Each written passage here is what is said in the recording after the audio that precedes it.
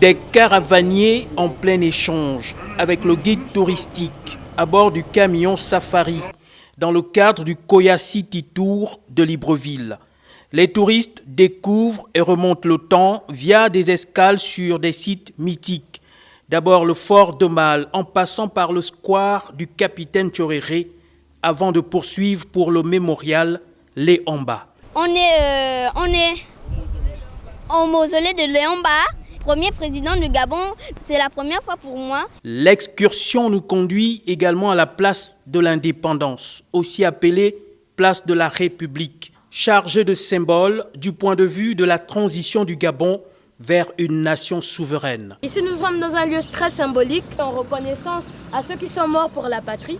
Le City Tour, c'est aussi s'imprégner des noms des quartiers, s'émerveiller devant le contraste des constructions aussi vieilles que nouvelles qui font la ville de Libreville. Parce que je ne connaissais pas vraiment l'histoire des monuments et du coup ça m'a appris plus sur ça.